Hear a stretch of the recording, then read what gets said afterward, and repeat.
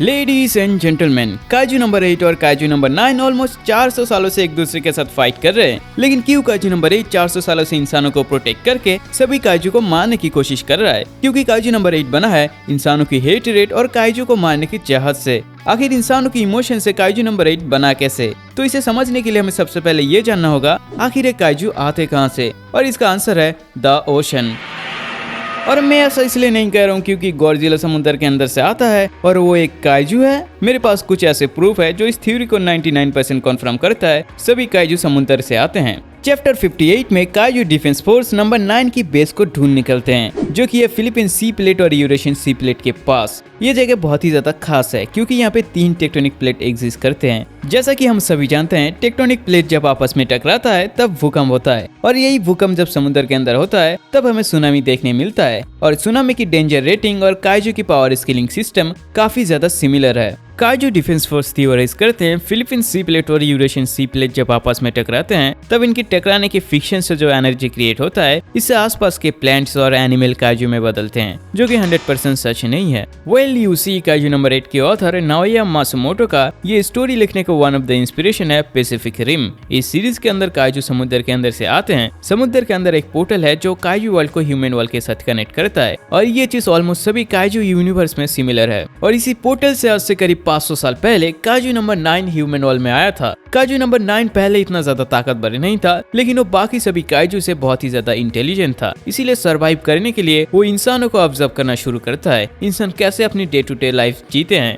काजू नंबर 9 सोचता था वो इंसानों से भी बहुत ही ज्यादा कमजोर है, लेकिन नंबर 9 जब खुद को बचाने के लिए एक इंसान को मारता है तब वो रियलाइज करता है वो इंसानों से भी बहुत ही ज्यादा ताकतवर है। और इसी टाइम के दौरान नंबर 9 मेरे की पीरियड की डाई काजू से मिलता है। मेरे की डाई काजू के पास एक स्पेशल एबिलिटी है, ये दूसरे काजू को खुद के अंदर ऑब्जर्व कर सकता है, और इस डाई काजू ने काउंटलेस काजू को खुद के अंदर ऑब्जर्व करके रखा है। और ये डाई काजू नंबर 9 को भी खुद के अंदर ऑब्जर्व करता है। लेकिन नंबर 9 बाकी काजू की तरह एक माइंडलेस मॉन्स्टर नहीं है। नंबर 9 खुद की डिसीजन खुद ले सकता है, और इसी इंटेलिजेंस की वजह से नंबर 9 मेरे की डाई काजू के साथ मर्ज होने के बाद पूरे बॉडी पे कंट्रोल पा लेता है और हिस्ट्री के वन ऑफ द स्ट्रॉन्गेस्ट डाई काजू बनता है। इसके बाद नंबर 9 सभी एरा की स्ट्रॉन्गेस्ट ह्यूमन को डिवोर करने लगता है और पहले से भी और भी ज्यादा ताकतवर बनते जाता है। नंबर 9 की प्लान था पूरे प्लेनेट को खुद के कंट्रोल में लेना और इंसानों को काजू के साथ मर्ज करना, जिसमें वो बुरी तरह से फेल हो जाता है काफका और मीना की वजह से। लेकिन काजू नंबर 9 मरने से पहले बहुत सारे क्वेश्चन करता है। प्यार क्या है, जस्टिस क्या है?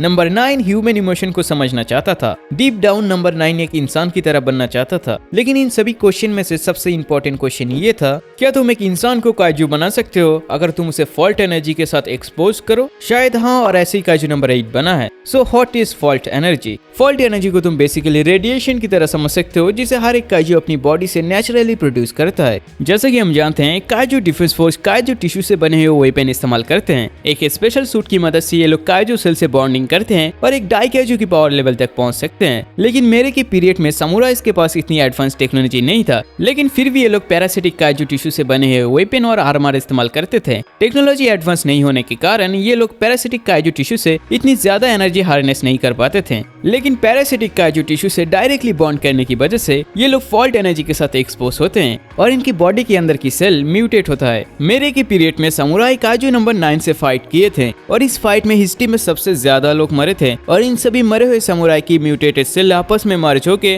और काजू की तरफ नफरत मिलके काजू कोर बनता है। लेकिन काजू में फुल्ली ट्रांसफॉर्म होने के लिए इन्हें और भी ज्यादा फॉल्ट एनर्जी की जरूरत था, और यहीं पे काम आता है ड्रैगन वेन। सो क्या है ड्रैगन वेन? ड्रैगन वेन की कॉन्सेप्ट ओरिजिनेट होता है चाइना से। चाइनीज लोगों का मानना यह है प्लेनेट की लाइफ एनर्जी पहाड़ों और नदी से बहता है, और इस लाइफ एनर्जी बहने की कनेक्शन को ड्रैगन वेन बोला जाता है। काजू नंबर 9 जब लेफ्ट राइट सभी समुराई को गुड नाइट कर रहा था तब हम क्लियरली देख सकते हैं ये लोग माउंटेन एरिया में फाइट कर रहे थे। चैप्टर 118 में हमें पता चलता है काजू नंबर 8 की कोर बना था सतह से बहुत ही ज्यादा नीचे, और वहाँ पे ड्रैगन वेन की कनेक्शन था। नंबर 8 की कोर ड्रैगन वेन से एनर्जी लेता है और बनता है काजू नंबर 8, या फिर तुम इसे द फ्लाइंग काजू बोल सकते हो। वीडियो अच्छा लगे तो वीडियो पे लाइक और चैनल को सब्सक्राइब कर लेना। मिलते हैं नेक्स्ट वीडियो में, तब तक तुम ये वाला वीडियो देख सकते हो।